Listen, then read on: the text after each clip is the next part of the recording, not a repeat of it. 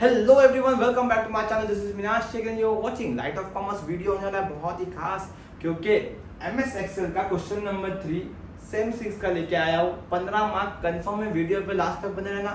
Channel को अभी तक सब्सक्राइब नहीं किया तो सब्सक्राइब कर लीजिए और बेल आइकन को दबा दीजिए और चैनल को ज़्यादा से ज़्यादा लाइक कीजिए, शेयर कीजिए, दोस्तों तक पहुँचाइए, क्योंकि पेपर देना बहुत ज़रूरी है, पास होना बहुत ज़रूरी है। तो बढ़ते हैं हम आज के वीडियो की तरफ। तो इस वीडियो में आज हम क्वेश्चन नंबर 3 कंप्यूटर्स के पेपर का बहुत ही इंपॉर्टेंट क्वेश्चन जो बहुत लोगों को समझ में नहीं आता है वो कवर करेंगे। क्वेश्चन नंबर 3 2023 के पेपर में जो 4 क्वेश्चन आए थे, चारों क्वेश्चन को यहाँ पे डिटेल में सिखाऊंगा। वीडियो पर लास्ट तक बने रहिए। 15 मार्क्स आपके पक्के हो जाएंगे। अब तक आपने मेरे चैनल को सब्सक्राइब नहीं किया तो सब्सक्राइब कर लीजिए और बेल आइकन को भी दबा दीजिए। फ्यूचर में भी ये चैनल एमकॉम के अंदर आपको काम आएगा। ओके, तो यहाँ पर पहला क्वेश्चन है क्वेश्चन नंबर 3 का। Answer any one sub question from A and B in MS Excel. 8 mark का आता है। एक स्प्रेडशीट दी हुई है, एक्सेल की शीट दी हुई है और क्या बोल रहा है, write the steps to obtain, मतलब ये कैलकुलेट करने के लिए स्टेप चाहिए। क्या करना है कैलकुलेट? तो पहला बोला है total marks. Total marks calculate करने बोला है। सबसे पहले आपने को यह ध्यान देना है, जो भी कैलकुलेट करने बोला है क्या स्प्रेडशीट में उसका हेडिंग दिया हुआ है? तो यस, दिया हुआ है। जब हेडिंग दिया हुआ है तो हमको हेडिंग वाला क्लॉज निकाल देना है, मतलब हेडिंग हमको यहाँ पर डालना नहीं है। मतलब अगर यहाँ पर हेडिंग नहीं दिया होता तो हमको हेडिंग खुद को डालना पड़ता कि click at cell G1 and type total marks. But यहाँ पर हेडिंग इज गिवन, हेडिंग दिया हुआ है तो हमको एक काम तो बच गया हमारा, हेडिंग वाला। हमको हेडिंग नहीं डालना है, हेडिंग दिया हुआ है। ओके, और क्या फाइंड करने बोला है? Average marks. तो एवरेज मार्क्स का भी हेडिंग दिया हुआ है। तीसरा बोला है ग्रेड और उसके लिए कुछ कंडीशन दी हुई, तो ग्रेड का भी हेडिंग दिया हुआ है। मतलब हमको हेडिंग नहीं डालना, सीधा कैलकुलेट करना है। बहुत आसान होता है, आराम से जाएंगे। सबसे पहले यहाँ पे देखते हैं अपन टोटल मार्क्स के लिए। यहाँ लिखता हूँ मैं पहला point, to calculate total marks, ऐसा लिखना है अपने को। टू कैलकुलेट टोटल मार्क्स मतलब टोटल मार्क्स कैलकुलेट करना है अपने को। अभी बट ऑफिस टोटल कलेक्ट करना है, टोटल बराबर। तो टोटल मार्क्स जो है वो कैलकुलेट करना है अपने को। तो टोटल मार्क्स किधर है? कॉलम जी में है। ओके, अभी टोटल मार्क्स कॉलम जी में है तो समझ में आ गया अपने को। लेकिन कॉलम जी में हमारे पास सबसे पहला सेल कौन सा है? ये वाला सेल, क्योंकि यहाँ पे जब टोटल मार्क्स लिखा हुआ है तो कॉलम जी का सबसे पहला सेल ये है। अब ये सेल का रेफरेंस क्या है, मतलब ये सेल किधर है? तो ये जी कॉलम में और रो नंबर किधर है इसका? 2 है। मतलब ये कॉलम का रेफरेंस नंबर क्या है? G2। ये समझता रहेगा आप लोगों को कि ये कहां पर है? G2 में। तो लिखने का क्लिक एट सेल G2, तो हम इस पे क्लिक करेंगे। Click at cell G2, type the formula as लिख के नीचे लाइन में आएगा, इक्वल टू लिखने का। Click at cell G2 and type the formula as. सबसे पहला यही काम है। ओके, अब क्या करना है? तो टोटल करना है। टोटल मार्क्स मतलब ये बच्चे को इकोनॉमिक्स में कुछ मार्क्स मिला है, अकाउंट्स में मिला है, कंप्यूटर में मिला है, एक्सपोर्ट में मिला है, टैक्स में मिला है, सबको टोटल अपने यहाँ लिखना है। अब टोटल के लिए आपको समझता है क्या यूज करना है? टोटल के लिए यूज करना है सम, SUM, सम। ओके, और कहां से कहां तक का टोटल करना है? इकोनॉमिक्स के पेपर से लेकर, तो कहां से बोला मैंने? इकोनॉमिक्स के पेपर से तो टैक्स के पेपर तक टोटल करना है। तो इकोनॉमिक्स का सेल रेफरेंस क्या है? B में 2, B2, और टैक्स का क्या है? F में 2, F2। तो B2 से लेकर तो F2 तक हमको टोटल करना है। जब B2 से F2 टोटल करना है तो हमें यहां लिखना पड़ेगा B2 colon F2 colon 2 dot, B2 colon F2, और यहां पर एंटर का साइन डाल दो। हो गया? फिर वापस लिखना है अपने को क्लिक एट सेल G2। देखो यहां पर अपन लिख रहे हैं ना, वहीं पे वापस क्लिक करेंगे यहां पर, and drag the fill handle till, यहाँ पर अगर एक्सेल आपने प्रैक्टिकल में किया होगा ना, तो यहाँ पर एक फिल हैंडल होता है, ओके, उसको अपने ड्रैग करना है एंड तक। एंड कहाँ है अपना? एंड है अपना G6 पे, तो टिल G6, इतना ही करना है, ओके। तो 8 मार्क का है, 2 मार्क दे देगा टोटल मार्क्स के लिए, तो इतना लिखने के आपको 2 मार्क्स मिल जाएंगे। नेक्स्ट अपन देखते हैं, टू कैलकुलेट एवरेज। अभी हमको एवरेज कैलकुलेट करना है, okay. Click at cell G2 के बाद H2। देखो एवरेज कहाँ करेंगे अपन कैलकुलेट? H2 में। टोटल G2 में किए तो एवरेज भी H2 में करेंगे, ओके। अब एवरेज निकालना है, बट एवरेज किसका निकालना है आपको? यही सेल रेफरेंस का निकालना है, यहां से यहां तक का सेम यही लिखेंगे। टाइप द फॉर्मूला एज, खाली सम टोटल के लिए यूज करते हैं, एवरेज के लिए एवरेज यूज करते हैं। क्या लिखेंगे? Type the formula as equals to average cell range वही B2 F2, enter key, click at cell H2 and drag the fill handle till H6। देखो इसको और उसको सेम कॉपी कर दिया अपन ने, कुछ भी नहीं, खाली सेल रेफरेंस जो है टोटल मार्क्स के लिए G2 था, वही एवरेज मार्क्स के लिए H2 है, इसलिए टाइप ड्रैग भी H6 तक किया है अपन ने। यहाँ पर टोटल के लिए सम यूज किए थे, एवरेज के लिए एवरेज यूज किए, तो 2 मार्क्स पे मिल जाएगा। सिर्फ अगर इस पे मेहनत की ना अपन ने, तो ये तो सेम टू सेम कॉपी करना है, G को निकाल के H लिखना है, सम को निकाल के एवरेज निकला है, बस 2 मार्क यहाँ पे मिल जाएगा अपने को, 2 और 2 4 मार्क। मेन तो इसके अंदर ग्रेड वाला है, ये जो है वो 4 मार्क देगा आपको, तो 4 मार्क देगा तो अपन निकालें इसको, क्या फाइंड करना है? ग्रेड फाइंड करना है। तीसरा, टू फाइंड ग्रेड या टू कैलकुलेट ग्रेड भी चलेगा, बट फाइंड ग्रेड भी चलेगा, टू फाइंड ग्रेड। अभी हमको ग्रेड फाइंड करना है। ग्रेड के बारे में क्या बोला उसने? अगर, क्या बोला वो? अगर एवरेज 60 से ज्यादा है, ग्रेटर देन और इक्वल टू, एवरेज क्या बोला थे? ग्रेटर देन और इक्वल टू 60 है। देखो अगर इसमें आपको विजिबल नहीं रहेगा तो आपको पीडीएफ सेंड किया है मैंने हमारे टेलीग्राम चैनल पर, स्कार एजुकेशन ऑफिशियल के अंदर मैंने कल ही इसका पीडीएफ सेंड किया ये पेपर का, तो उसके अंदर देख सकते हो क्या दिया है एवरेज के लिए कंडीशन। अगर average greater than equal to 60 हुआ तो हमको ए ग्रेड शो करना है, ग्रेटर देन इक्वल टू 45 हुआ तो बी ग्रेड शो करना है, ग्रेटर देन इक्वल 35 हुआ तो सी ग्रेड, अगर 35 से भी कम है तो फेल। मतलब उसने 4 कैटेगरी में डिस्ट्रीब्यूट किया है कि बंदे को अगर 60 से ज्यादा आ रहा है एवरेज या 60 आ रहा है, ग्रेटर देन और इक्वल टू 60, अगर 60 या 60 से ज्यादा आ रहा है तो गो फॉर ए ग्रेड, 60 से कम है, लेस देन 60 है, बट 45 या 45 से ज्यादा है तो बी ग्रेड, फिर लेस देन 45 है, 45 से कम है और 35 या 35 से ज्यादा है तो सी, नहीं तो फेल। 4 ग्रेड में डाला है, तो 4 ग्रेड में मतलब 4 कंडीशन है। यहाँ पे कितने कंडीशन है? 4 कंडीशन है। तो ऐसे कंडीशन वाले क्वेश्चन में एक्सेल यूज करता है इफ यूज करता है। क्या यूज करता है? इफ। तो इफ को यूज करके अपन इसको सॉल्व करेंगे, बहुत आसान होता है। 4 कंडीशन है तो 3 इफ लगता है। बता दो मैं कैसा। सबसे पहले तो अपने को कहाँ लिखना है? Click at cell I2। अभी I2 में type the formula as, type the formula as, okay. क्या फॉर्मूला है? इक्वल टू, मैंने क्या बोला कहां से स्टार्ट होगा? इफ से होगा। तो इफ पहला कंडीशन क्या है? इफ अगर 60 या 60 से ज्यादा है तो क्या? एवरेज, क्या? एवरेज अगर 60 या 60 से ज्यादा है तो एवरेज का सेल रेफरेंस क्या है? ये रेफरेंस है, ये मतलब एवरेज का सेल रेफरेंस इज H2। तो लिखना if H2 is greater than और इक्वल टू 60।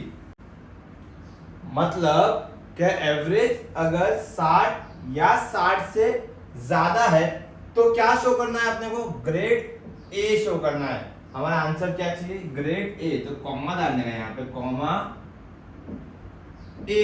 अब ए हमको आंसर चाहिए इसलिए ए को इन्वर्टेड कोट्स में डालने का, ए फिर कॉमा। अपना पहला हो गया कंडीशन। दूसरा कंडीशन क्या है कि भाई एवरेज 60 से नीचे चाहिए या तो 45 और 45 से ज्यादा। तो ये तरफ की कंडीशन जो रहेगी ना उसको इग्नोर करने का, अपने को सिर्फ एक ही ले चलना है। बता रहा हूं मैं क्या बोल रहा हूं हमको। हाँ, ये 60 से ज्यादा, 60 या 60 से ज्यादा, 45 या 45 से ज्यादा, 35 या 35 से ज्यादा, ये लिखेंगे तो ही बस है। मतलब आपने पहला लिख दिया कि एवरेज H2 में है, वो ग्रेटर देन इक्वल टू 60 हुआ तो आंसर ए देना है। नहीं तो फिर से इफ लिखना है, if bracket open average greater than equal to 45 है, फिर कॉमा, तो हमको आंसर बी देना है। एवरेज 60 या 60 से ज्यादा है तो आंसर ए, नहीं अगर ऐसा है तो एवरेज 45 या 45 ज्यादा तो आंसर बी। आगे बढ़ेंगे, if H2 greater than equal to 35 तो आंसर सी, कि भाई 35 से ज्यादा है या 35 है तो आंसर सी, नहीं तो फेल। अब चौथे कंडीशन में ना अपने को ये लिखने की जरूरत नहीं है। मतलब ऐसा नहीं लिखेंगे if average is less than 35, ऐसा नहीं। अपन क्या करेंगे, यहां सी तक आएंगे, चार कंडीशन है, 3 यूज करके, इफ यूज करके, चौथे कंडीशन में डायरेक्ट लिख देंगे अपन फेल, फेल। ओके, मतलब चौथे कंडीशन में आपको इफ लिखने की जरूरत नहीं। इतना क्लियर है। ओके, अभी कितने इफ यूज किए थे अपन ने, 1 2 3 यूज किए थे। 3 यूज किए थे, 3 यूज के लिए अपन ने 3 इसके लिए 3 ब्रैकेट ओपन किए थे, तीनों ब्रैकेट क्लोज करने का, एंटर की का साइन डालने का और बस हो गया। फिर वापस से वही फिल हैंडल वाला, click at cell I2 and drag the fill handle till I6, that's it। तो इफ वाला कंडीशन ही थोड़ा कॉम्प्लिकेटेड है, आराम से देखना, इजी है, हो जाएगा। तो अपन नेक्स्ट क्वेश्चन में जाते हैं। फिर यहां पर बहुत इजी क्वेश्चन आया था, सेल्समैन का नाम दिया। देखो ऐसे में मिलता जुलता क्वेश्चन नहीं आएगा। 2023 का पेपर, 2022 का पेपर उठा के देख लो, ऐसे ही क्वेश्चन है, ऑप्शन भी ऐसे ही है। तो ऐसा ये 4 क्वेश्चन करके जाएगा, आपको 15 मार्क्स सिक्योर हो जाएगा। हाँ, सेल्समैन नेम दिया है, सेल्समैन का अमाउंट, सेल्स का अमाउंट दिया है, क्या फाइंड करने बोला है, कमीशन फाइंड करने बोला है, बोनस बोला है और टोटल बोला है। अब ये commission, bonus and total one second column का हेडिंग दिया हुआ है, कॉलम का हेडिंग दिया हुआ है, हमको कॉलम का हेडिंग नहीं डालना है। कॉलम का हेडिंग दिया हुआ है तो हमको कॉलम का हेडिंग नहीं डालना है। ओके, तो क्या लिखा हुआ है यहाँ पे भी, write the steps to compute, होता है स्टेप्स लिखो ये कंप्यूट करने के लिए। पहला स्टेप इसके लिए बोला है commission in column C, commission column C में करो find as 5% of the sales amount. क्या हो रहा है, सेल्स अमाउंट का 5%। अब सेल्स अमाउंट किधर है अपना बॉस, सेल्स अमाउंट है हमारा ये बी वाले कॉलम में। बी वाले कॉलम में पहला किधर है, पहला कॉलम है B2, सॉरी सेल रेफरेंस है B2। तो कमीशन अपन फाइंड करेंगे, लिखने का वैसा ही, पहला पॉइंट टू कैलकुलेट कमीशन या टू कंप्यूट कमीशन, हेडिंग डालने के बाद क्लिक एट सेल, कहां फाइंड करेंगे अपन, C2 में, C2 and type the formula as equal to commission, कहां फाइंड करनी है अपन, इधर। अब क्या बोला कितना है, 5% of the sales amount. Sales amount B2 में है और B2 का 5% normal equal to B2 into 5% हो गया बॉस। B2 का 5% नॉर्मल सेल्स अमाउंट का 5% निकाला, फिर वापस से click at cell C2 and drag the fill handle till what, कहाँ तक बोला है, 5 तक बोला है, till C5। हो गया बॉस, बहुत इजी था ये वाला क्वेश्चन। दूसरा देखते हैं, टू कैलकुलेट, थोड़ा फास्ट जाएंगे। बोनस, पहला क्वेश्चन समझ में आया तो ये सब समझ में आएगा। Click at cell D2 and type the formula as. D2 में है और टाइप करना है फॉर्मूला एस। कैसा फॉर्मूला टाइप करना है, आराम से, इक्वल टू, बोनस के बारे में क्या बोला है पढ़ेंगे अपन। Bonus in column D as follows, sales amount दिया हुआ है 2, और क्या बोला उसके बारे में कि अगर 50,000 तक का ही सेल है, अप टू 50,000, मतलब 50,000 या उससे कम, अप टू 50,000 और लेस अगर सेल है तो बोनस 5%, अगर 50,000 से ज्यादा है तो बोनस 8%। मतलब दो कंडीशन, 4 कंडीशन थे तो 3 इफ हुआ, एक इफ कम होता है, तो यहाँ पे 2 ही कंडीशन है तो एक इफ लगेगा। आराम से देखो, इफ क्या बोला है, सेल्स अमाउंट किधर है, B2 में, if B2 less than equal to 50,000, क्या बोल रहा है, अगर B2 50,000 या उससे कम है, अप टू 50,000 बोला है ना, 50,000 या उससे कम है B2, तो कितना बोनस बोला है, 5%। अब ये 5% किसका बॉस, 5% किसका, सेल्स अमाउंट का। तो सेल्स अमाउंट का 5%, नहीं तो क्या बोला उसने कि अगर 50,000 से ज्यादा है तो वंस अगेन कंडीशन नहीं लिखना है अभी इस बार अपने को कि 50,000 से कम है तो 5%, 50 से ज्यादा है तो 8%, ऐसा नहीं लिखना है अपने को। अपने क्या लिखना है, 50 से कम है तो 5%, नहीं तो 8%। मतलब सेकेंड वाले कंडीशन में वापस से इफ नहीं डालना है अपने को, सीधा B2 इंटू 5%, अगर ऐसा नहीं है तो B2 इंटू 8%। हो गया आंसर बॉस, ब्रैकेट ओपन हुआ था, ब्रैकेट क्लोज हो गया, एंटर की डाल दिए, हो गया। Click at cell D2 and drag the fill handle till D5। क्या बोल रहा है वो कि बोनस 5% दो, अगर 50,000 या 50,000 से नीचे का सेल है तो, 50 के ऊपर सेल है तो 8%। तो अपन ने लिखा 50 से नीचे का सेल है या 50,000 का सेल है तो बोनस 5%, नहीं तो 8%। खत्म। तीसरा, टू कैलकुलेट टोटल, दिया है टोटल। अब टोटल के लिए फॉर्मूला दिया है क्या, कमीशन प्लस बोनस। हो गया बॉस, फॉर्मूला तो उसने दे दिया।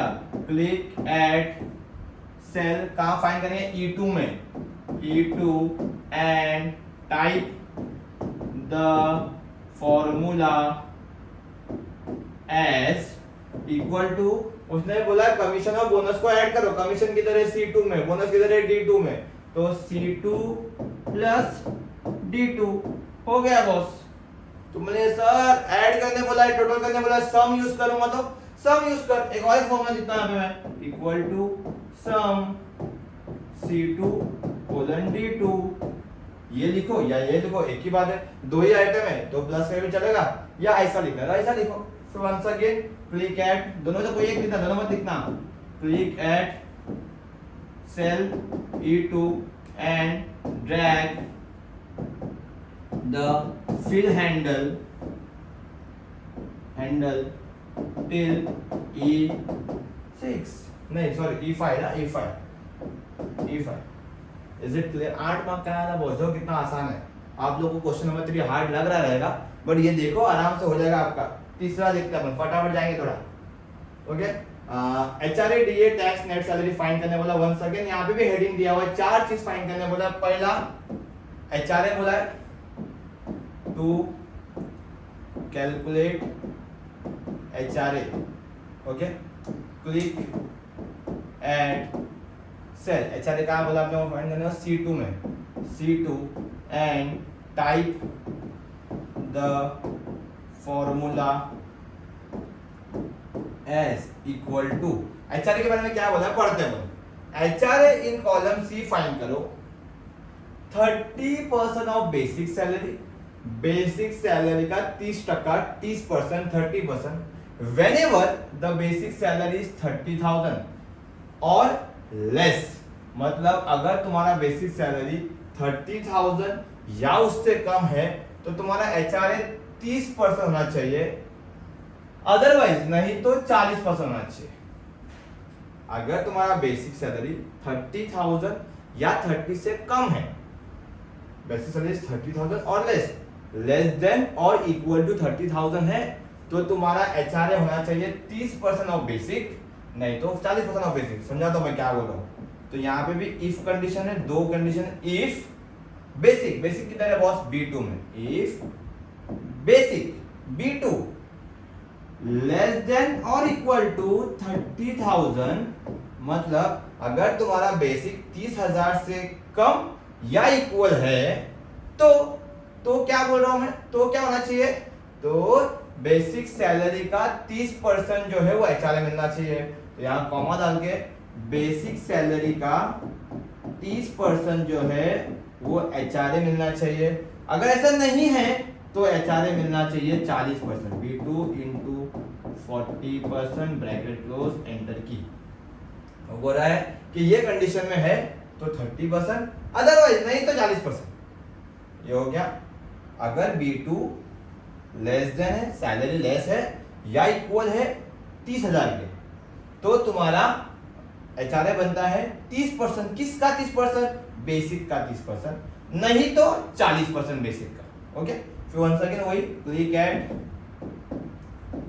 Cell C2 and drag the fill handle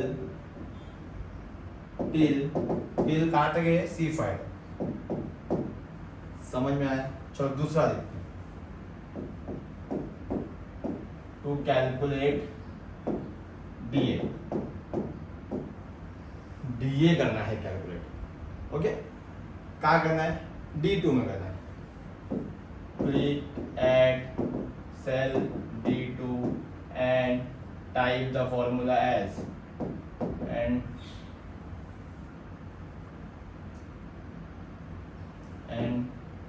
type the formula as equal to, क्या बोला है DA के बारे में? DA in column D as 50% of basic. Direct बोल कि DA जो है वो 50% है बेसिक का। बेसिक किधर है? B2 में। तो B2 का 50% हो गया ये। ओके, फिर वन सेकेंड वो लाइन देखो, वीडियो बहुत लंबा हो रहा है तो वो लाइन दिखता नहीं। मैं click at cell D2 and drag the fill handle till D5। समझ में आ गया सबको? तीसरा क्या है? टैक्स फाइंड करने का है। तो to calculate tax, click at cell E2 and type the formula as क्या बोला था टैक्स के बारे में? टैक्स इन कॉलम ही as 10% of basic normal equal to B2 का 10%, क्योंकि बेसिक जो है वो तो B2 में ना, वो बोला B2 का 10%, बेसिक का 10% हो गया। Then once again click at cell E2 and drag the fill handle till E5। हो गया, चौथा हो गया, तीसरा हो गया। चौथा क्या बोला है? Net salary. To calculate net salary. देखो नेट सैलरी का फॉर्मूला भी दिया रहेगा उन्होंने, बट अगर फॉर्मूला नहीं दिया रहेगा अगर, तो क्या? तो बेसिक हमारा सैलरी है, एचआरए हमारा सैलरी है, DA हमारा सैलरी है, टैक्स हमारे सैलरी से माइनस होता है। तो नेट सैलरी का फॉर्मूला अपने आप बन जाता है कि बेसिक प्लस एचआरए करो प्लस DA करो माइनस टैक्स करो तो नेट सैलरी मिलेगा। तो भी यहाँ फॉर्मूला दे दिया उसने, net salary in column F as basic plus HRA plus DA minus tax दे दिया उन्होंने। नहीं देते तो भी आता है अपने को। ओके, कैसा लिखेंगे? Click at cell F2 and type the formula as equal to, तीनों को ऐड करना है, 1 2 3 इसको लेस, ये किधर है B2 में, B2 plus C2 plus D2 minus E2। Boss बात खत्म, तीनों को प्लस चौथों को minus, basic plus HRA plus DA minus tax. तो आगे नेक्स्ट वही click cell F2 and drag the cylinder till F5। Clear है। लास्ट क्वेश्चन क्या बोल रहा है, income tax surcharge and total tax, write the steps to obtain the income tax in column C, surcharge in column D, total tax in column E, where income tax is calculated. Income tax का condition दिया है, कितने condition, 1 2 3 4 condition, 4 condition, कितने if boss, 3 if, 4 condition के लिए 3 if. इसके अंदर income tax ही find करना इंपॉर्टेंट है, बाकी सरचार्ज वर्चार्ज तो नकली है, टोटल टैक्स भी नकली है। तो इनकम टैक्स में आराम से अपन ध्यान देंगे। सबसे पहले इनकम टैक्स फाइंड क्या करना है, C2 में करना है। तो calculate income tax, click at cell C2 and type the formula as। यही इंपॉर्टेंट है एक्सेल कैलकुलेशन के अंदर, यही जो फर्स्ट नेक्स्ट नेक्स्ट लिखा है ना वही इंपॉर्टेंट है। पहले मैं इसको एक्सप्लेन करता होता क्या है। इनकम टैक्स जो है आपके इनकम पे लगता है, ओके। अब इनकम का स्लैब दिया है गवर्नमेंट ने, हम गवर्नमेंट के स्लैब को फॉलो ना करते हुए ये स्लैब फॉलो करेंगे, ये भी लगभग वैसा ही है, ओके। गवर्नमेंट क्या बोलती है कि पहले 2.5 लाख के इनकम पर, मतलब अगर तेरा इनकम 2.5 लाख है, 2.5 लाख तक है तो टैक्स नहीं भरेगा। तो टैक्स कितना है, नील, नहीं है टैक्स तेरे को। लेकिन अगर तू 2.5 लाख के ऊपर गया, नेक्स्ट 2.5 लाख तक, मतलब अगर तेरा इनकम 2,60,000 है, गवर्नमेंट बोलती है अगर तेरा इनकम 2,60,000 है तो पहले 2.5 लाख पे तो टैक्स नहीं भरेगा, फर्स्ट 2.5 लाख पे तो टैक्स नहीं भरेगा, और बाकी का जो बच गया ना 10,000 रुपया तो उस पे टैक्स भरेगा। सुनो आराम से, गवर्नमेंट क्या बोल रही है, पहले 2.5 लाख पे तो टैक्स नहीं भरेगा और बाकी का जो बच गया उस पे तो 10,000 का टैक्स भरेगा। वो भी कितना परसेंट भरेगा, बोला 5% भरेगा। ये अगर चीज समझ में आ गई कैलकुलेशन तो लिखने में बहुत आसानी होगी। मैं यहाँ लिख के बताता हूँ कि पहले 2.5 लाख पे टैक्स नील है, बराबर। दूसरे के बारे में क्या बोला, अगर गवर्नमेंट तेरा इनकम 4 लाख है फॉर एग्जाम्पल, कितना इनकम है 4 लाख है, तो तेरे को पहले 2.5 लाख पे टैक्स तो नील है, नहीं है तो टैक्स 4 लाख में से 2.5 लाख पे टैक्स नहीं है, मतलब बाकी 1.5 लाख पे तो टैक्स है ना तेरे को। 1.5 लाख पे कितना परसेंट है, 5%। अगर ये कंडीशन समझ में आ गई ना, मैं जो समझा रहा हूँ, तो ये लिखने में बहुत आसानी होगी। बता दो, चलो पहला 4 कंडीशन है, 3 इफ लगेगा। पहला इफ लिखते हैं, इफ टैक्सेबल इनकम, टैक्सेबल किधर है, बी में, B2 less than equal to 2.5 lakh. अगर तुम्हारा टैक्सेबल इनकम 2.5 लाख या 2.5 लाख से कम है तो तुमको टैक्स कितना है, 0, नहीं है टैक्स बॉस, तुमको टैक्स नहीं भरना है। क्लियर है। आगे ये हो गया। अब दूसरा if B2 less than equal to, अब जब ऐसा आएगा ना फर्स्ट नेक्स्ट नेक्स्ट वाला कंडीशन, तो अपने पहले कंडीशन में दूसरे को ऐड कर दो। मतलब तुम्हारा taxable income less than equal to 5 lakh है, तो तुमने सर यहाँ पे 2.5 लाख लिखा है, मैं बोलूँगा 2.5 लाख वापस लिख दूंगा अगर, तो इसमें क्या फर्क रह गया, 2.5 लाख ही लिख रहा हूं मैं। तो पहला 2.5 लाख, देन नेक्स्ट 2.5 लाख, 2.5 लाख 5 लाख हो गया। तो मैं क्या बोल रहा हूं कि भाई अगर तुम्हारा टैक्सेबल इनकम 5 लाख या उससे कम है, 5 लाख या उससे कम है, अपने एग्जाम्पल में आता है, अपने 4 लाख लिए, तो ये अपना एग्जाम्पल है, 5 लाख से कम है ये, तो पहले 2.5 लाख पे टैक्स नहीं है, पहले 2.5 लाख पे टैक्स नहीं है, तो पहले 2.5 लाख पे टैक्स नहीं है तो उसमें 0 मार देते, 0 प्लस बाद में क्या बोला है कि तुम्हारे जो भी इनकम रहेगा, तुम्हारा जो भी इनकम रहेगा उसमें से 2.5 लाख को माइनस कर दो, बचा जो भी अमाउंट उसका 5%। फिर बोलता हूं अगर यूजर डाला 4 लाख तो उसको 2.5 लाख पे टैक्स नहीं है, 1.5 लाख पे टैक्स है। बट यूजर 4 लाख डालेगा तो अगर यूजर 4 लाख नहीं 4.5 लाख डाल रहा है तो 1 सेकंड 2.5 लाख पे टैक्स नहीं है, 2 लाख पे टैक्स है। यूजर 5 लाख डाल रहा है 2.5 लाख पे टैक्स नहीं है, 2.5 लाख पे टैक्स है। बोलने का मतलब ये है कि यूजर कोई भी अमाउंट डाल रहा है तो पहले तो यूजर के अमाउंट में से 2.5 लाख को माइनस कर दो, यूजर के अमाउंट में से 2.5 लाख को माइनस कर दो, मतलब B2 माइनस 2.5 लाख करो। यूजर का अमाउंट है ये, मतलब यूजर की सैलरी है ये, सॉरी टैक्सेबल इनकम है, मतलब समझ यूजर 4 लाख डालता है तो 4 लाख है ये, माइनस 2.5 लाख इनटू 5%। मतलब अगर यूजर 4 लाख डाल रहा है तो 4 लाख माइनस 2.5 लाख 1.5 लाख, 1.5 लाख का 5%। यूजर 4 लाख नहीं डाल रहा है, यूजर 4.5 लाख डाल रहा है तो 4.5 लाख माइनस 2.5 लाख 2 लाख, 2 लाख का 5%। समझा? क्लियर है? मतलब यहां पर अपने को क्या करना है, B2 लिखना है और इससे पहले की कंडीशन जो भी रहेगी उसको माइनस कर देना बस। अब समझा? देखो तीसरा, if B2 less than equal to, पहले क्या किया अपने 2.5 लाख लिखे कंडीशन में, फिर 2.5 लाख में 2.5 लाख ऐड किया तो 5 लाख हो गया। अब ये 5 लाख के अंदर ये 5 लाख ऐड करेंगे तो कितना आएगा, 10 लाख। ओके, समझा? अब यूजर क्या बोल रहा है कि सैलरी अगर 10 लाख से कम है, मैं फॉर एग्जांपल लेता हूं सैलरी इसका 9 लाख है, अपन ये अज्यूम करें खाली 9 लाख है, तो पहले 2.5 लाख पे सैलरी माफ है, नील।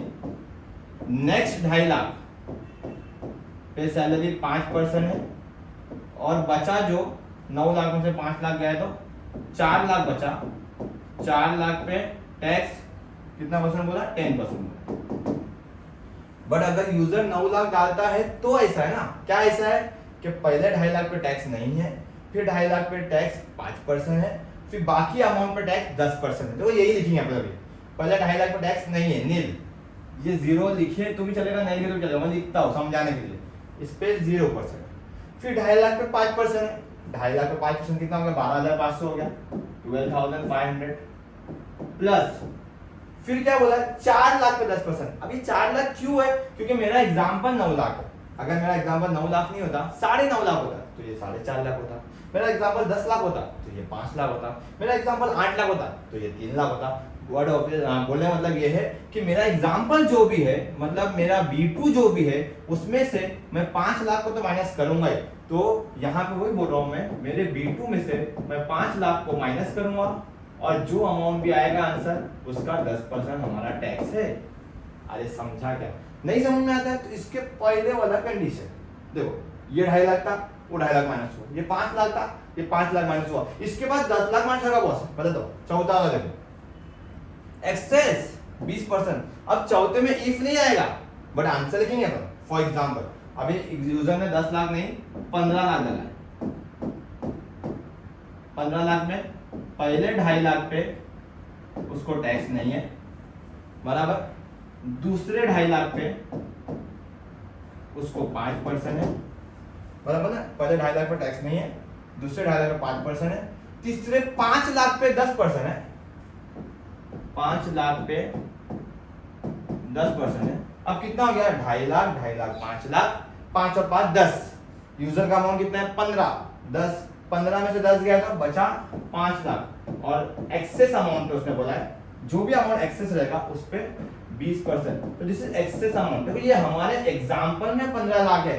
अगर तुम 12 लाख लोगे तो एक्सेस इज 2 लाख, अगर तुम 20 लाख लोगे तो एक्सेस 10 लाख, अगर तुम 25 लाख लोगे तो एक्सेस 15 लाख। बोलने का मतलब क्या है, ये तीनों कंडीशन होने के बाद जो अमाउंट बचेगा उस पे 20% है, बराबर। बता दो मैं क्या बोल रहा हूँ। पहले 2.5 लाख पे नील 0 प्लस फिर 2.5 लाख पे 5% 12,500 फिक्स्ड, फिर 5 लाख पे 10% 50,000 प्लस ब्रैकेट ओपन यूजर का अमाउंट, मेरा 15 लाख है बट यूजर का अमाउंट मेरे को नहीं मालूम, यूजर का अमाउंट माइनस इससे पहले वाला कंडीशन 10 लाख। मतलब मैंने क्या किया, देखो मैंने क्या किया कि मेरे अमाउंट में से 15 लाख में से ये 10 लाख माइनस किया ना, मैंने क्या बोला 12 लाख भी रहेगा ना तो ये 10 लाख माइनस हो गई। अगर 13 लाख भी रहेगा ना तो ये 10 लाख माइनस हो गई। समझ में आ रहा है मैं क्या बोल रहा हूँ? मतलब हर कंडीशन में 10 लाख माइनस हो गई। तो ये जो 15 लाख का हमारे पास है उसको मैं B2 समझ रहा हूँ, तो B2 में से 10 लाख माइनस कर रहा हूँ, उसका 20%। यहाँ पे हो गया 3 स्टेप 3 ब्रैकेट क्लोज, एंटर की का साइन, फिर वही click at cell C2 and drag the fill handle till C6। उम्मीद करता हूँ समझ में आया रहेगा आपको। नहीं समझ में आया तो आराम से करना, नहीं तो इसके ऑप्शन का HRD वाला क्वेश्चन भी इजी है। बट ये हाँ मैं बोल सकता हूँ इसको कॉम्प्लिकेटेड है ये, लेकिन उतना भी नहीं जितना आप लोग समझ रहे हो। आप लोगों ने साल भर मेहनत नहीं किया, शायद इसके लिए हो रहा होगा ऐसा, लेकिन समझ में आ जाएगा, आराम से करेंगे। अपन दूसरा देखते हैं सरचार्ज के बारे में। Surcharge is calculated at 1% of the income tax. Income tax का 1% and is applicable only to those whose income exceed 10 lakh. बोलता है सरचार्ज 1% है, तो बोला वही click at cell D2 and type the formula as equal to। वो क्या बोल रहा है? अगर इनकम 10 लाख से ज्यादा है, इनकम किधर है? इनकम B2 में। if B2 हमारा 10 लाख से ज्यादा है बोला उसने, 10 लाख की इक्वल भी नहीं बोला, एक्सीड 10 लाख मतलब मोर देन 10 लाख, 10 लाख से ज्यादा है तो सरचार्ज 1% लगेगा। 1% किसका? इनकम टैक्स का। C2 का 1% लगेगा, B2 का 1% नहीं, C2 का 1%। C2 का 1% नहीं तो सरचार्ज नहीं है, जीरो है। नहीं तो बोला ही नहीं, अच्छा बोला अदरवाइज इट इज जीरो। अगर 10 लाख से ज्यादा तुम्हारा इनकम है तो 1% दे दो इनकम टैक्स का सरचार्ज। सरचार्ज होता है वो टैक्स पे टैक्स लगता है, 1% लगेगा, और नहीं तो जीरो। एंटर की डालो, वही click at cell D2 and drag the fill handle till D6। Okay, last one क्या बोला है? Total tax. यहां लिखता हूं मैं, जगह नहीं है वहां पे। Click at cell E2 and type the formula as okay equal to total tax मतलब इनकम टैक्स और सरचार्ज C2 प्लस D2 हो गया। इनकम टैक्स प्लस सरचार्ज हो गया टोटल टैक्स।